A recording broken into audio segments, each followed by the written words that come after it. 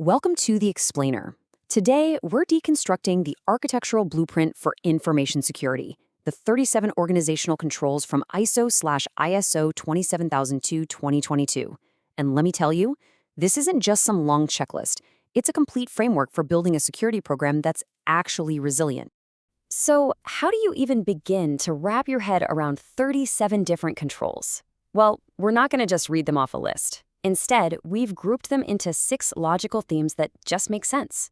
We'll start with the governance backbone, then look at how you deal with the outside world.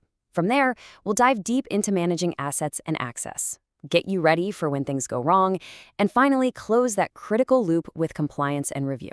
All right, first up, the governance backbone. This is, and I can't stress this enough, the absolute foundation. If you don't have clear direction, rules, and roles defined from the very top, any security effort you try to build is basically sitting on quicksand. And this quote, right from the standard, it just says it all, doesn't it? The whole point of governance is making sure that management's direction isn't some dusty policy that gets signed once and forgotten. No, it has to be a living, breathing force that is continuously guiding the organization. Security has to be a commitment from the top, not just another project. You know, Control 5.1 creates this really powerful cascade effect for policy. Think of it this way. At the very top, you have that high-level information security policy. That's the strategic why and what, and it's got the stamp of approval from leadership. This then gives power to all the topic-specific policies below it. You know, the nitty-gritty stuff like access control or crypto. Those are the detailed how-to guides, and they're owned by the managers who are actually in the trenches.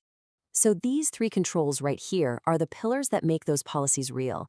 Control 5.2 is all about the who. Who's responsible for what? Then, 5.3 creates those critical checks and balances to make sure no one person has too much power. And finally, 5.4 provides the muscle, the mandate, confirming that management expects everyone to follow the rules. It's the people, the process, and the power, all working together. Okay, segregation of duties, this one is huge. It's a foundational control that's really designed to break the chain for potential internal fraud or just prevent critical mistakes. By making sure that one person can't, say, request, approve, and implement a sensitive change, you're building oversight directly into your process. This is exactly why it's a non-negotiable for pretty much any auditor you'll ever meet. Okay, so we've built that internal structure. Our next theme looks outward. Because let's face it, a secure organization doesn't operate in a bubble. You have to manage relationships with authorities and industry groups, but even more importantly, you have to really deeply understand the threats that are constantly evolving out there. Control 5.7 gives us a really mature way to think about threat intelligence. This is not just about getting a fire hose of malicious IP addresses. Nope. You need strategic intel to help your executives make smart decisions. You need tactical intel on attacker TTPs, that's tactics, techniques, and procedures, to really get how these folks operate. And finally, you need that operational intelligence, the specific indicators you can use to hunt for threats in your own environment right now. So, we've looked outward at the threats. Now let's turn back inward to the very things we're trying to protect in the first place, our information and our assets. This whole section is about managing them from the second they're created to the moment they are securely wiped off the face of the earth. The standard lays out a perfectly logical journey here. First, Control 5.9 says you must have an inventory. It's simple, right? You just cannot protect what you don't know you have. Next, 5.12 says you've got to classify that information based on how important it is. Then 5.13 tells you to label it, either physically or with metadata, so that people and systems actually know how to handle it. And finally, 5.14 makes sure you have rules for moving it around securely. All right, now that we know what our assets are, the next logical question is, who gets to touch them?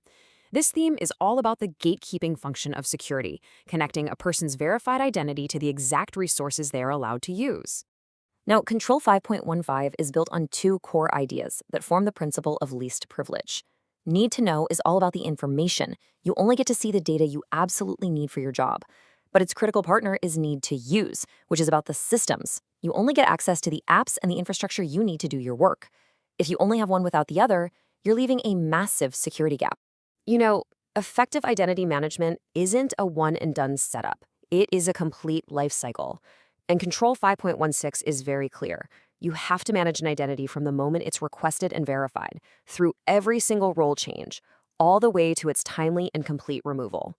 And that last part, the deprovisioning, that is a super common failure point that leads to a dangerous pileup of old accounts and way too many permissions. And that question, it's the perfect bridge to our fifth theme. Because let's be real, no matter how good your defenses are, security events are going to happen. The true measure of a mature organization is how it prepares for and responds to the inevitable. This section is all about building resilience into the DNA of your organization. And it's not just about responding to a security incident like a malware outbreak. It also covers keeping your information secure during a much bigger business disruption like a major power outage or a natural disaster. Controls 5.24 through 5.27 lay out this beautiful cycle of readiness. You start by planning and preparing. Then, when something happens, you assess it to figure out if it's a real incident. Next, you respond based on your documented plan. But here's the most important part. You learn from it, and you feed that knowledge right back into your defenses so you get stronger. It's a continuous improvement loop, right there in action. And that brings us to our final theme, which ties everything together. This is all about assurance. It's the set of controls that verifies that this whole system we've just designed is actually working the way it's supposed to, that it's staying effective over time, and that it's complying with all the external rules you have to follow. This part covers a ton of ground. You've got Control 5.31, which is all about keeping track of your legal and contractual obligations. 5.32 and 5.34 get into specifics like IP and privacy. But then you have these really critical process controls, like 5.35, which requires independent reviews of your program, and 5.37, which makes sure your day-to-day procedures are actually written down and followed. This is the machinery that keeps the whole system honest. So if there's one thing you walk away with today, let it be this. These controls are not a random checklist you just tick off. They are an interconnected, mutually reinforcing blueprint for building a complete information security management system, from that high-level policy all the way down to daily operations. So as we wrap up, really think about this question. Looking at these 6 pillars we've just walked through, which one represents the biggest opportunity for improvement in your own organization's blueprint? That's our explainer for today. Thank you for joining us.